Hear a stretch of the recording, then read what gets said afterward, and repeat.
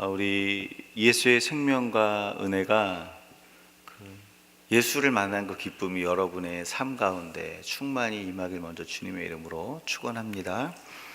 우리가 이 땅에 살면서 경험하는 아픔 중에 하나는 사랑하는 사람들로부터 이용당하거나 배신을 당할 때입니다. 내가 도왔던 친구로 인해서 재정적인 어려움을 당하거나 회사가 넘어갈 지경에 이를 때가 있어요. 이럴 때 가장 가슴이 아프죠.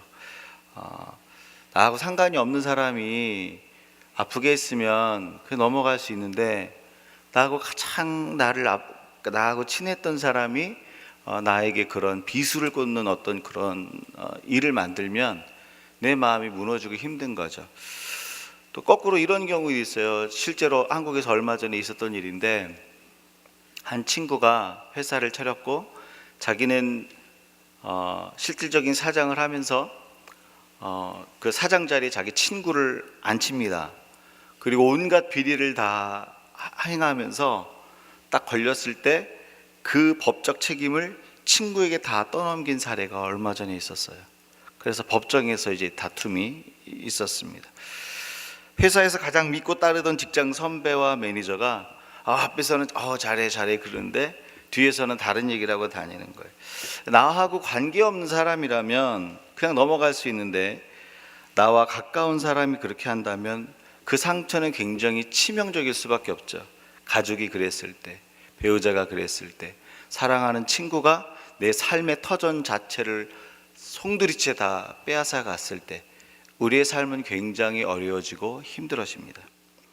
오늘 본문의 배경이 이와 비슷합니다. 1절과 2절에 보면 이렇게 다윗이 얘기하고 있어요. 여호와여, 나의 대적이 어찌 그리 많은지요. 나의 대적이 생겼는데 그냥 한두 명이 아니라 엄청난 숫자가 대적이 넘쳐났다라는 거죠. 근데 이 대적이 무슨 얘기를 하면 쟤는 하나님께도 구원 못 받을 거야, 쟤는 하나님께도 버림받아서, 이런 이야기를 퍼뜨리고 다니는 거예요. 대적이 있는 것도 힘든데 그 대적들이 나가서 하나님으로부터 버림받았다, 이런 비슷한 얘기를 하고 다니는 거. 1절에 그런 얘기를 하는 거거든요. 근데 그 다윗의 대적이 누굴까요, 여러분?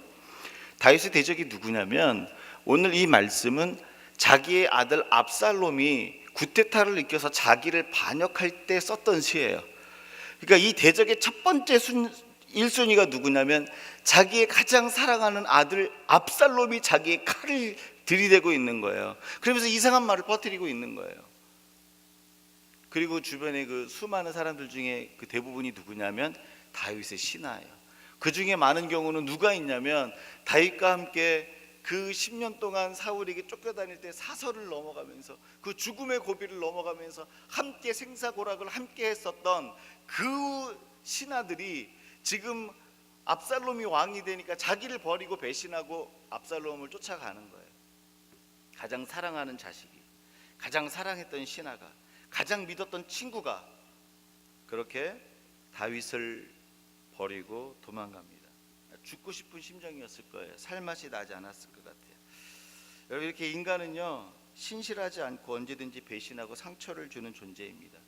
이게 다른 사람 이야기일 수도 있지만 어떤 사람에게는 내가 그런 존재일 수도 있어요. 내가 어떤 사람에게는 그런 존재일 수 있고, 어떤 사람이 또 나에게 그런 존재일 수 있어요. 오늘 다윗은요, 이 친한 사람들에 의해서 배신을 당하고 친한 사람들에 의해서 이상한 소리를 들을 때에 이 다윗의 마음은 무너졌어요. 가슴이 찢어지고 아프지만 그 삶을 다시 일으켜 세우고 있습니다. 여러분, 오늘 말씀에는요, 다윗이 가슴 아픈 마음을 가지고 있고 힘든 마음을 가지고 있지만 그 삶을 어떻게 일으켜 세웠는지를 보여주는 말씀이에요. 다윗이 가슴이 무너지고 절망 속에 갇힌 순간에도 어떻게 그 삶을 다시 일으켜 세울 수 있었는지 3절 말씀 우리 같이 함께 읽어보겠습니다. 같이 읽습니다. 여호와여, 주는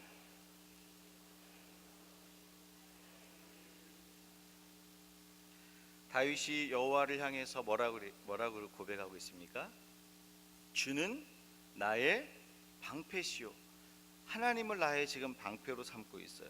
방패는 적으로부터 내 몸을 가리고 내 몸을 보호하는 그런 장비예요.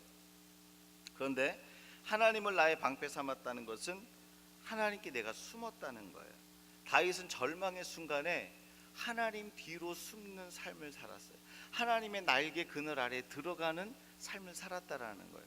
여러분, 그런데 세상에 많은 사람들은요, 하나님 날개 그늘 아래 거하는 것이 무슨 소용이 있겠어? 무슨 도움이 되겠어? 이렇게 생각을 해요. 내가 어려움을 당하고 내가 절망 가운데 빠져 있을 때 성도는 하나님의 날개 그늘 아래 들어가서 피해야 되는데, 수많은 세상의 사람들은 뭐라 그러냐면 하나님의 날개 그늘 아래 들어가는데 그게 무슨 도움이 되겠어? 그게 무슨 나에게 유익이 되겠어? 이렇게 생각한다라는 거죠. 여러분, 이게 무슨 얘기인지 아세요? 많은 사람들이 하나님께 피할 줄을 몰라요. 하나님께 숨지 않아요. 여러분, 우리가 말씀을 듣고 이 자리에 있다 그래서 다 믿음이 있는 게 아니에요. 진짜 우리의 믿음은 어디서 드러나는지 아세요? 힘들 때, 절망했을 때, 낭망했을 때. 그 낭망했을 때 저와 여러분은요, 일어날 힘이 없어요. 근데 그때 믿음이 어떻게 나타나냐면, 내 마음은 절망되고 힘들고 새벽은 오지 않을 것 같고 그렇게 절망스럽지만, 그때에 하나님의 날개 그늘 아래 숨으로 들어가는 자가 믿음 있는 자예요. 여러분, 믿으십니까? 우리가 믿음 있는 것 같은데 하나님 아래로 안 들어가요. 하나님께 피하러 가지 않아요. 하나님께 구하지 않아요. 하나님께 맡기지 않아요. 하나님을 나의 방패 삼지 않아요. 여러분, 기억하셔야 돼요. 우리의 믿음은 주일날 증명되는 게 아니에요. 믿으십니까? 물론 믿음이 있으니까 여기 오는 거예요. 그건 사실이에요. 그렇죠? 아니에요. 친구 만나러 오셨어요? 믿음이 있으니까 여기 오는 건 분명한 사실이에요. 그런데 믿음의 증명은, 내가 진짜 어떤 믿음을 붙들고 있는지 그 증명은 힘들고 어려울 때 나타난다는 거예요. 힘들고 어려울 때 나는 연약하고 부족하고 쓰러지지만 그럼에도 불구하고 하나님의 날개 그늘 아래 들어가 있는 사람이 믿음 있는 사람이에요. 근데 세상 사람들은 하나님을 피난처로 삼잖아요. 절망적인 순간에 하나님보다 내가 의지할 만하다고 생각하는 것을 붙듭니다. 이 대표적인 케이스가 누구냐면 룻의 아내였어요. 여러분, 룻이 소돔과 고모라 성에서 살았을 때 하나님이 소돔과 고모라를 멸망시키잖아요. 불과 유황불을 막 떨어뜨리면서 멸망시키려고 할 때에 하나님이 그 천사를 통해서 이렇게 얘기하잖아요. 너가 이 성에서 나가서 소활성으로 가라고. 근데 갈 때 뒤돌아보지 말라고. 하나님의 날개 그늘 아래 있을 수 있도록 그 말씀의 그늘로 보호하세요. 네가 가는 동안 뒤돌아보지 말고 그곳까지 빨리 가라고. 근데 롯의 아내가 어떻게 했습니까? 가다가 뒤를 본 거예요. 내가 지금까지 쌓아왔던 명성, 내가 지금까지 쌓아왔던 재산, 내가 지금까지 쌓아왔던 그 어떤 것, 이거 없이 어떻게 살지? 그 재앙의 날에 하나님의 날개 아래 들어가는 것이 아니라 자기가 지금까지 쌓아왔던 그것을 뒤를 돌아보며 붙잡는 거예요. 여러분, 세상에 어떤 내가 붙들 뭐가 있을까라고 세상을 기웃기웃거리고 사람을 찾아다니는 사람은요, 하나님의 날개 그늘 아래 들어가지 않습니다. 왜 하나님의 날개 그늘 아래 들어가지 않냐면, 내가 붙잡을 게 저 사람에게 있을까? 내가 붙잡을 게 이 직장에 있을까? 내가 붙잡을 게 이 환경에 있을까? 이 조건에 있을까? 하나님을 그의 피난처로 삼지 않는 게 사실은 믿음이 없는 거고, 쓰러지고 넘어지고 실수하고 깨질지라도 내가 고난 가운데 하나님의 날개 그늘 아래 들어가는 게 믿음이에요. 여러분, 안 넘어지는 게 믿음 있는 자가 아니에요. 여러분, 저와 여러분은 안 넘어질 수가 없어요. 믿으십니까? 수시로 넘어져요. 안 그러고 싶은데 나도 어느 날 보니까 넘어져 있어요. 안 넘어지는 사람이 믿음 있는 게 아니라 하나님의 날개 그늘 아래 들어가는 사람이 믿음 있는 사람인 거예요. 여러분, 새가 비 오잖아요, 바깥에. 그런 다큐멘터리 보셨어요? 그 새가, 어미새가 자기 날개로 그 새끼를 이렇게 싹 감싸고 있는 이런 다큐멘터리 보셨어요? 그 느낌이 어떠세요? 저는 그거 보면요, 바람이 불고 비가 오는데 그 날개 아래에 있는 그 새끼는요, 안전해 보이더라고요. 별로 걱정이 안 돼 보여요. 여러분, 새도요, 그 어미 날개 아래에 있으면 폭풍우가 치는데도 안전해 보이더라고요. 하나님인데 지금 뭐라 그러는 줄 아세요? 우리의 창조주 하나님, 모든 인생의 생사복을 주관하시고 역사를 주관하신 하나님께서, 구원자 하나님께서 내 날개의 그늘 아래로 오라는 거예요. 내 날개 그늘 아래. 여러분, 하나님께서 하나님의 손으로 우리를 덮으시면 세상이 우리를 찾아내려 하여도 찾아낼 수가 없어요. 그 날개 그늘 아래 있으면 어떤 난리와 공격에서도 우리는 위로와 평강이 있어요.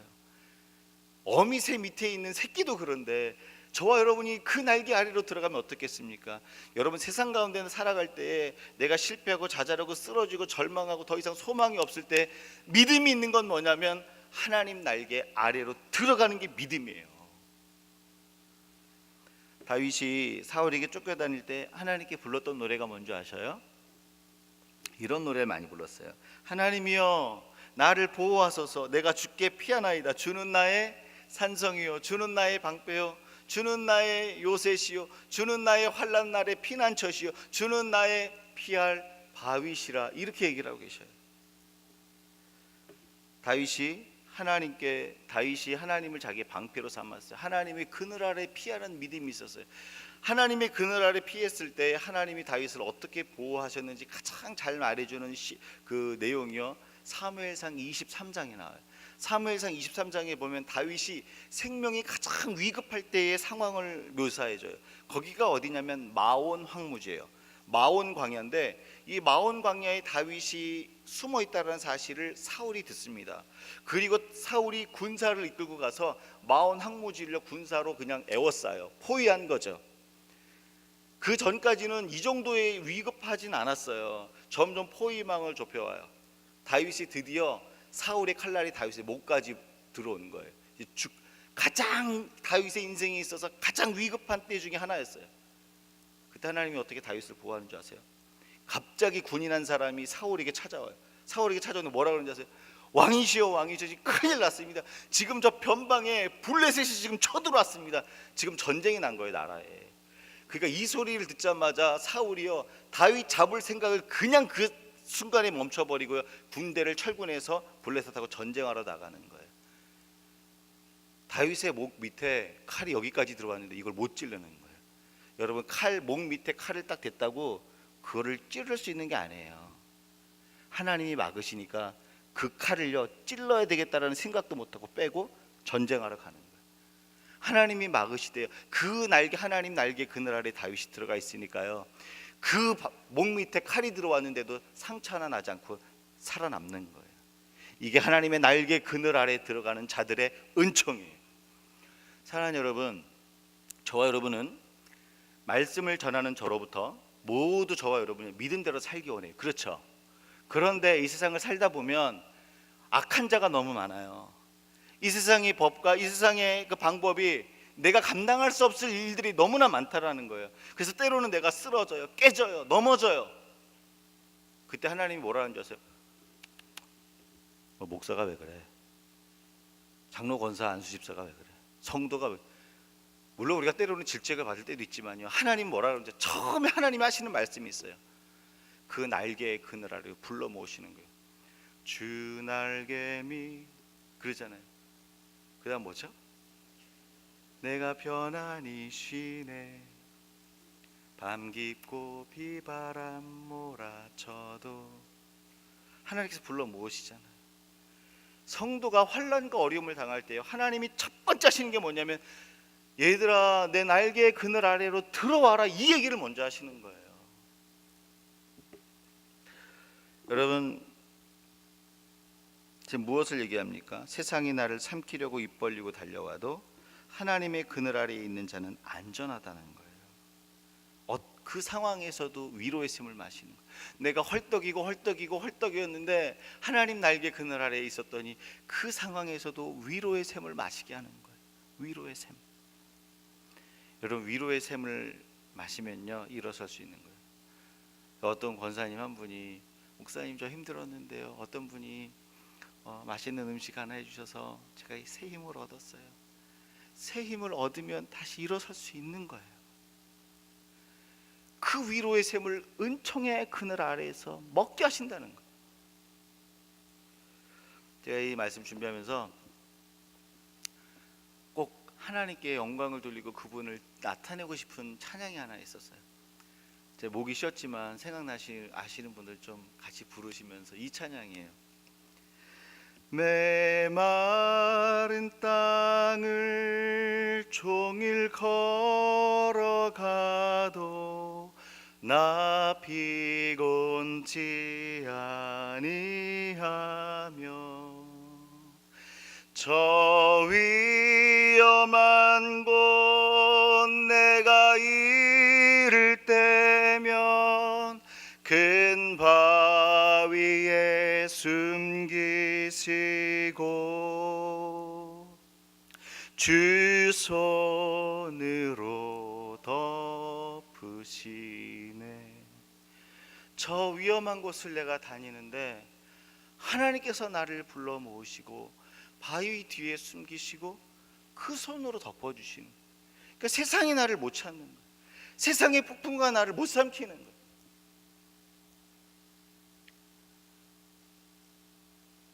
사랑하는 여러분, 저와 여러분은요, 세상 가운데 살 때 마음이 상하고 찢길 일들이 많아요. 믿음이 아니면 그냥 저질러 버리고, 믿음이 아니면 그냥 확 먹어버리고, 믿음이 아니면 그냥 세상 사람들 하는 방법대로 하지만, 하나님이 붙들어 나에게 주신 그 생명과 그 믿음 때문에 주님 뜻대로 살다 보면 마음이 상하고 좌절하고 실망하고 안 될 때가 많아요. 그때 하나님 오늘 우리 가운데 요청하시고, 다윗이 절망했었잖아요. 아무도 주변에 없었을 때 그때 하나님이 얘기하셔.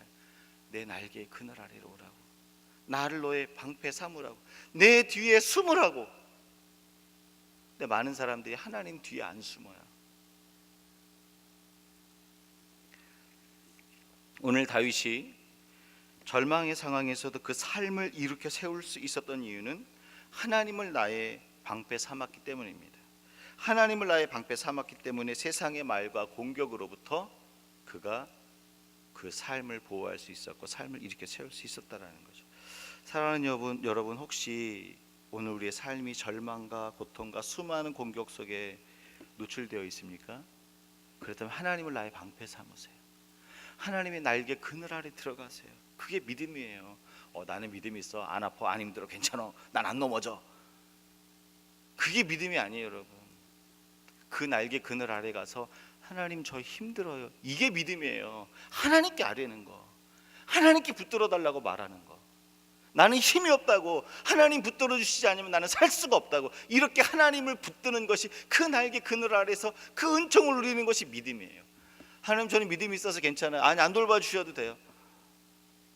여러분 생각해 보세요. 5살짜리 6살짜리가 아빠 안 돌봐줘도 돼, 내가 스스로 혼자 할 수 있어. 기특해 보입니까? 걔는요 엄마 아빠의 도움이 필요한 아이예요. 5살짜리 6살짜리 아니라 초등학생 아이가 와서 엄마하고 안으면, 안기러 오면 엄마가 어떻게 해요? 안아주잖아요. 오늘 하나님 그거 얘기하시는 거예요. 내 날개 그늘 아래 와서 내가 너를 덮어주는 것을 경험하라고. 내가 네 삶을, 생각을, 마음을, 관계를, 그 고통을, 절망을 덮어주는 걸 경험하라고.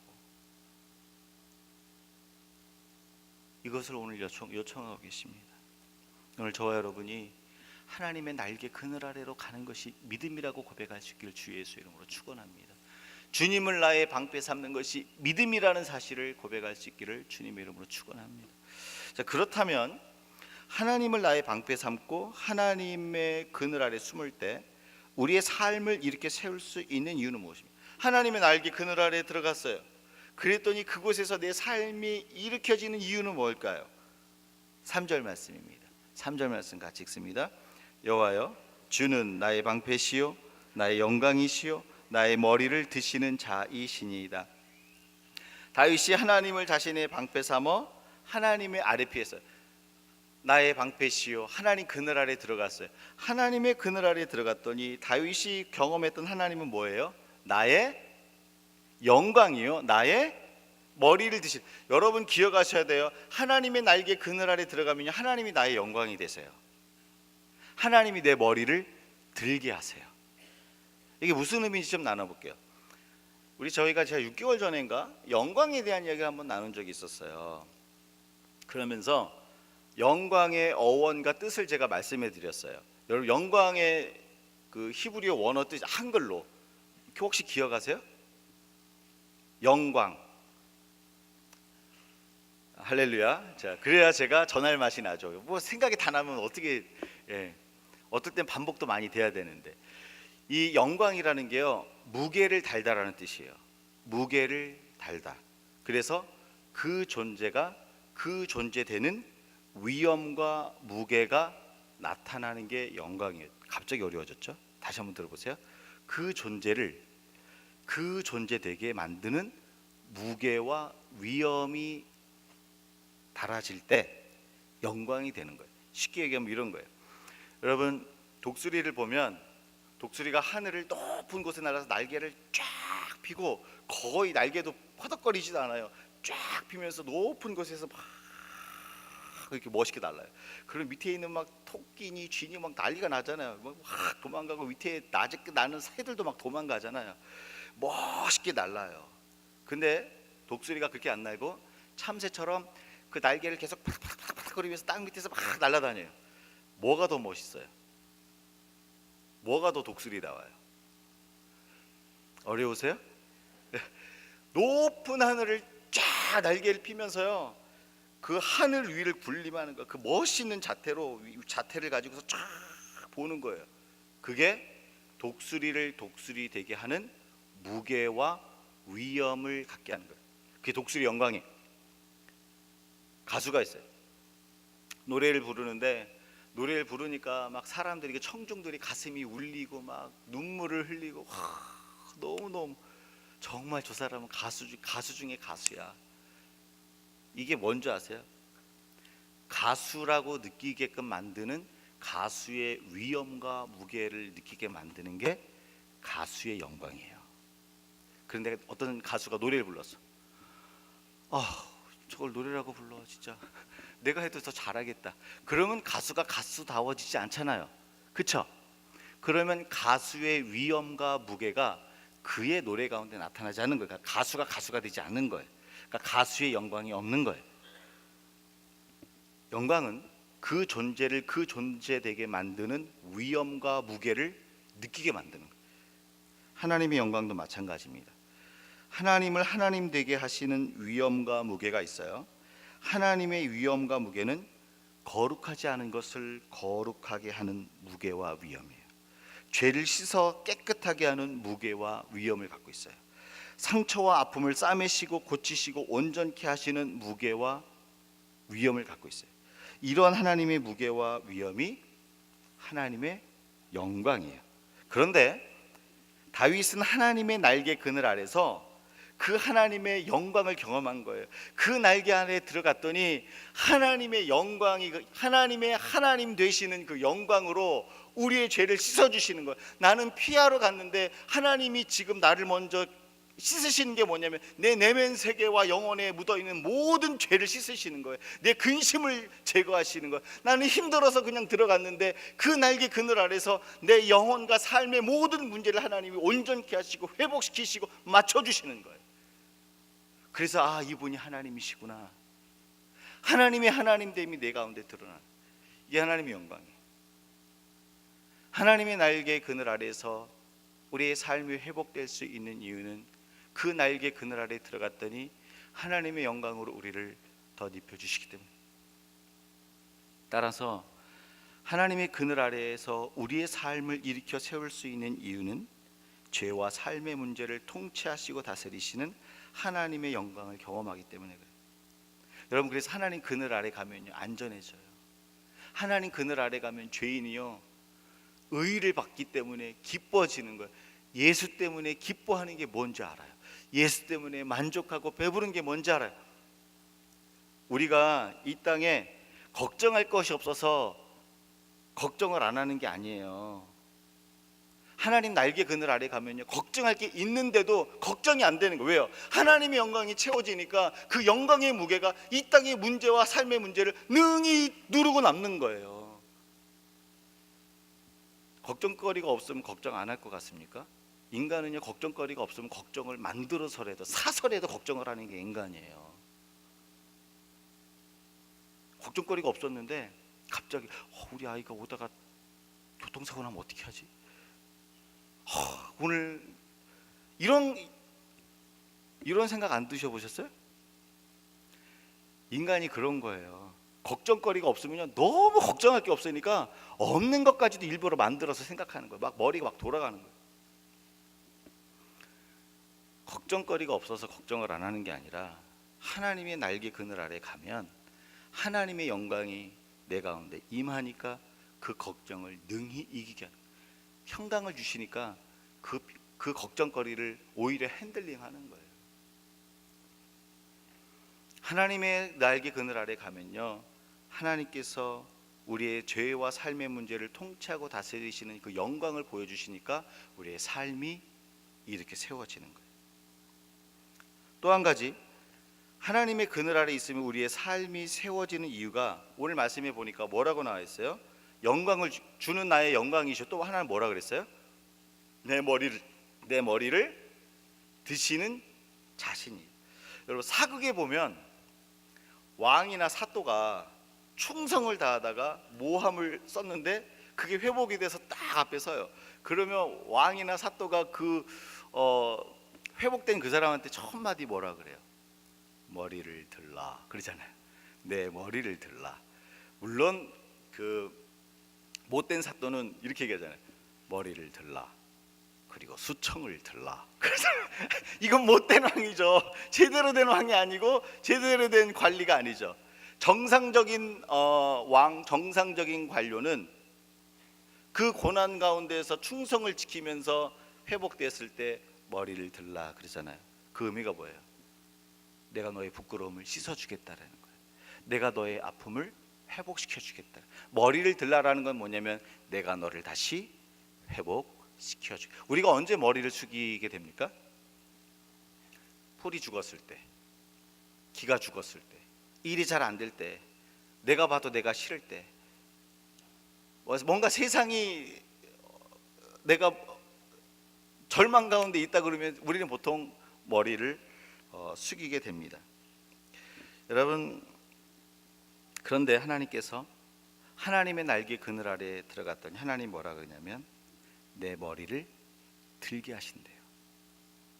그 영광으로 채워주신 다음에 머리를 들게 하신다. 무엇을 얘기합니까? 하나님의 날개 그늘 아래서 하나님의 영광으로 옷을 입었더니 이제는 내 머리를 들 수 있게 해주셨다. 여러분, 이게 중요해요. 여러분, 이게 너무 중요해요. 저와 여러분은 세상에 좋은 것을 얻어서 머리를 들 수 있는 존재가 아니에요. 인간은 세상의 것을 채워서 머리를 들 수 있는 존재가 아니에요. 세상 사람들이 부러워할 만한 재산, 그 어떤 것으로 채워졌다 해서 내 머리를 들 수 있는 게 아니에요.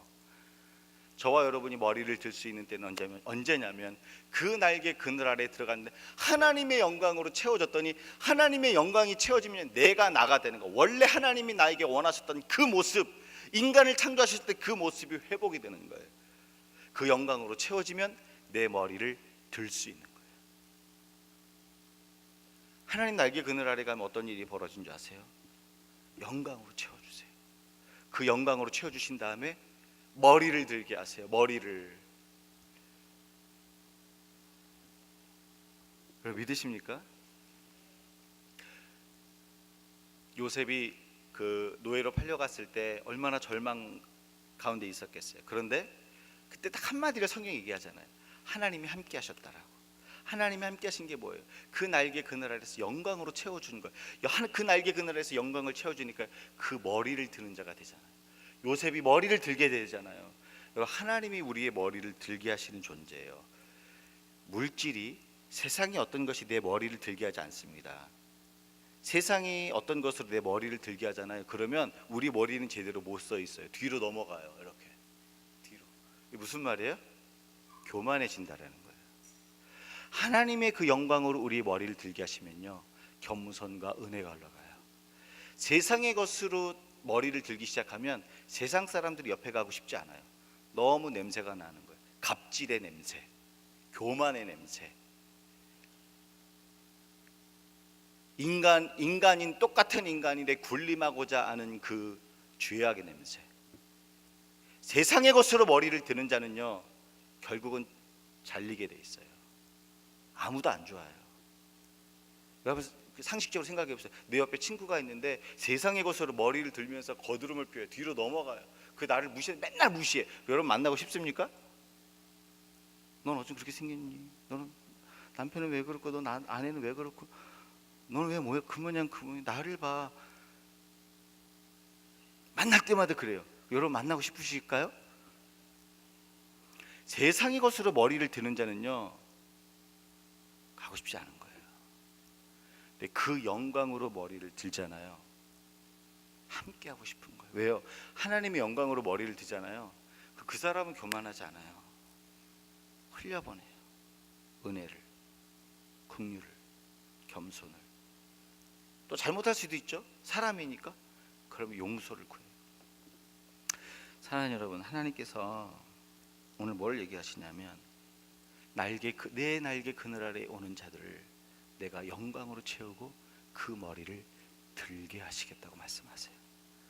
내가 너희 머리를 들게 할게.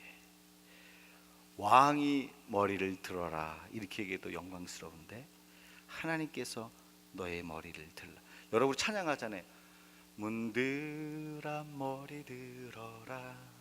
왜 머리를 들죠? 영광의 왕이 들어가시니까 머리를 들 수 있는 거예요, 여러분.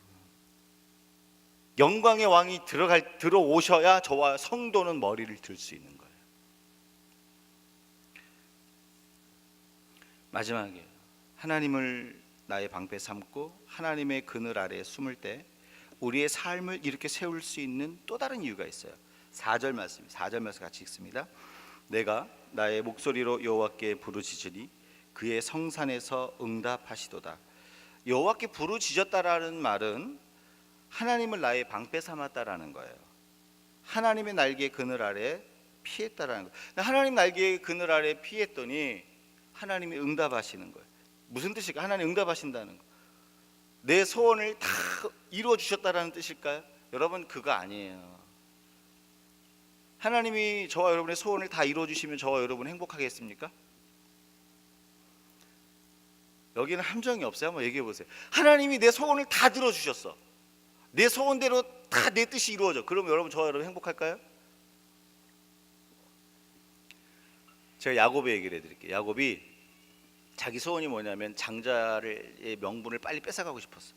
형한테서 장자의 명분도 뺏어 아버지 장자 축복을 뺏어 자기 소원이 이루어졌어. 그 다음에 일이 무슨 일인 줄 아세요?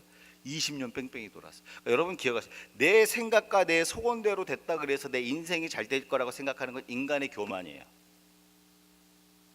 여기서 응답하시겠다라는 건 뭐냐면 가장 완전한 길을 보여주시겠다라는 거. 내가 여호와의 날개 그늘 아래에 들어갔더니 하나님께서 내게 가장 완전한 길로 내게 보여주셨다 이 뜻이에요.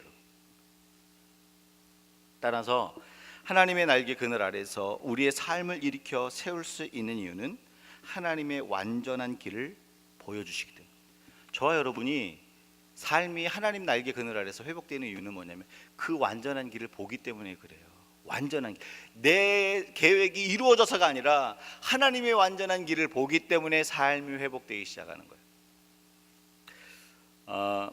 지금 저희 교회가 이제 성전 이전 문제를 놓고 이제 기도하기 시작했고 저희가 공동의회를 통해서 비전센터를 매각하고 우리 그 건물을 이제 알아보는 작업을 하고 있어요. 그래서 지금 한 곳을 이제 컨택을 하고 있는데 우리 이제 중재직들은 같이 함께 보러 가는 날이 있을 거예요. 이게 준비하고 있어요.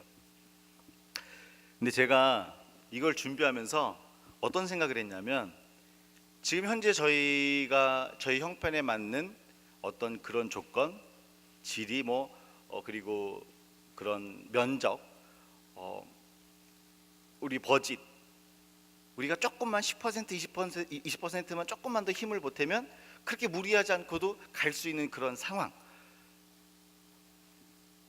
그런 곳을 딱 하나님 보게 하셔서 같이 기도하면서 야 이게 우리 교회가 온전하게 세워질 길이다 생각을 하고 진행을 했어요. 근데 여러분 미스바 기도 성회를 하다 보니까 하나님이 저를 깨트리시더라고요.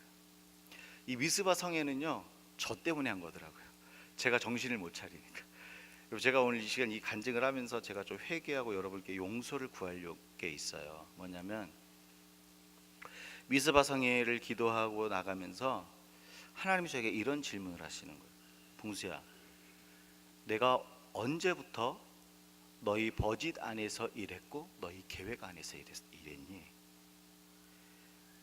내가 언제부터 너희 버짓 안에서만 일할 수 있는 하나님이니? 내 계획 안에서 하나님을 움직이고 있더라고요. 하나님, 우리 성도님들께 너무 힘들지 않게 이렇게 이전하는 것도 다 은혜롭게 되게 해주세요.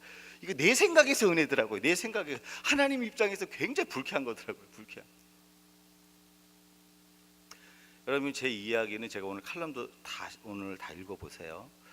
우리의 공동의회를 제가 뒤집자라는 것도 아니고 그걸 기초해서 다시 나가는 거예요. 지금 뭐 진행하고 컨택하고 있는 거를 다 이런 게 아니고요. 하나님이 저에게 이런 마음을 주시더라고요. 너의 생각과 너의 계획과 모든 것을 백지 상태로 만들어 놓고 성도들과 함께 언제와 장소와 방법과 때를 함께 한 마음이 되어서 함께 같이 가라. 하나님을 제한하지 말고 하나님께서 하나님이 되도록 일하는 것이 교회고, 하나님이 되도록 맡겨드리는 게 성도고, 하나님이 되어야 교회는 교회다워진다라는 말씀을 하셨어요. 그래서 제가 여러분 믿음대로 나갑시다 그래놓고 하나님을 제 틀 안에 가둬서 이게 저와 교회와 여러분께 제가 회개하고 잘못을 구할 부분이에요. 그래서 이 미스바 성회를 통해서 제가 하나님께 다시 기도했어요. 하나님, 저는 지금 백지입니다. 우리 성도님들과 함께 다시 장소와 시간과 방법과 때, 이 모든 것들을 함께 기도하며 지금부터 다시 그려가겠습니다. 그렇게 기도하니까요, 마음이 더 기쁜 거예요. 마음이 더 평안한 거예요. 뭘 얘기하는 거죠?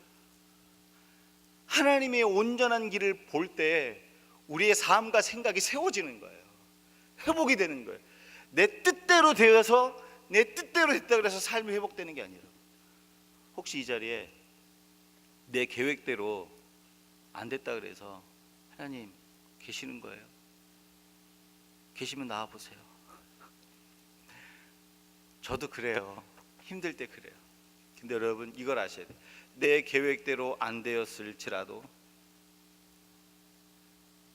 하나님의 완전한 길을 보는 성도는요, 하나님이 지금 아직 완전한 것이 오지 않은 거예요. 그걸 때를 기다려야 되는 거예요. 그걸 믿으세요? 하나님은요, 그 날개 그늘 아래 와서 너 계획이 뭐야? 너 필요한 게 뭐야? 물론 이거 관심 있으세요? 그러나 하나님이 저 주된 관심은 뭐냐면 너가 완전한 온전한 길이 걸어갈 수 있는 길을 보여줄게. 이게 하나님이 관심이 있는 길이에요. 믿으십니까?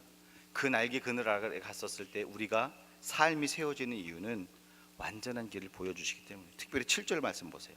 7절 말씀 성경을 보셔야 돼요. 이거는 7절 말씀에 보니까 뭐라고 되어 있어요? 여호와여 뭐 하라고요? 일어나셔서 나의 하나님이여 나를 일어나소서 구원하소서. 그 다음에 뭐예요? 주께서 나의 모든 원수의 뺨을 치시며 악인의 이를 꺾으셨나이다. 하나님이 일어나소서 구원하소서 기도했잖아요. 하나님 날개 그늘 아래 갔잖아요. 하나님 날개 그늘 아래서 구했더니 하나님 뭐라 하세요? 모든 원수의 뺨을 치시고 악인의 이를 부러뜨리셨어요. 한마디로 뭐예요? 하나님이 우리를 위해서 일하시겠다는, 싸우시겠다. 여러분 기억하셔야 돼요. 하나님께서 그 날개 그늘 아래서 자기의 완전한 길을 보이실 때 완전한 길만 보이시는 것이 아니라 완전한 길을 보이는 그 순간, 그 시점, 그 타이밍부터 하나님의 싸움과 하나님의 일하심이 나타나기 시작하는 시점이에요. 그 시점이에요. 내가 너희를 위해서. 하나님이 싸우시는데 그냥 싸우는 게 아니에요. 가서 원수의 뺨을 치고요, 이를 빼버리셨어요. 이를. 여러분 6시 내 고향 같은 그거 보면은 뭐 시골 같은 데 가면 막 촬영하러 가잖아요. 그러면 나이 드신 막 80, 90 노파가 이가 다 빠져가지고 얘기하잖아. 뭐 하면서 무슨 말인지 알아들으세요? 이가 다 빠진 분은요, 말을 해도 무슨 말 하는지 못 알아. 옆에서 딸이 통역을 해줘야 돼. 근데 하나님 뭐라죠? 이를 다 뽑아버렸대요. 원수의 이를. 아까 처음 1절에는 뭐라고 그랬어요? 쓸데없는 소리 하는 사람이 그 원수가 있었잖아요. 근데 하나님이 이번에는 이를 다 뽑아봐가지고 말을 해도 무슨 말인지 못 알아듣게. 얼마나 부끄러워. 무슨 말을 하는지 못 알아듣는데 말하고 싶겠어요? 이해한 다음에 얘기해야지. 이해한 다음에. 80, 90 대신 노빠 중에 이가 하나도 없어가지고 입술이 쏙 들어가신 분 계시잖아요. 무슨 말 하는지 못 알아들어요. 근데 하나님께서 그렇게 싸우시겠다를,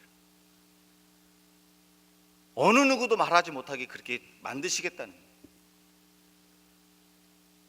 제가 간증 하나를 나누고 말씀을 마치겠습니다. 제가 지난주에 허락도 없이 해서 죄송한데 한 자매에게 이제 간증을 들었어요. 하나님께 이제 직장을 위해서 기도했대요. 직장을 위해서.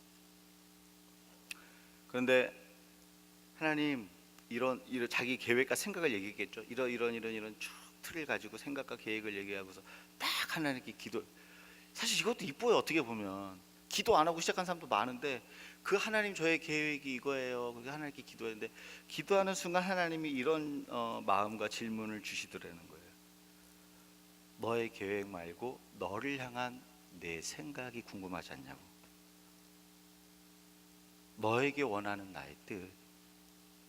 그 마음을 듣고요, 자기 계획과 생각을 다 백지화시킨 거야. 다 내려놓고 하나님 뜻이 뭐예요? 물어보면서 쭉 갔어요.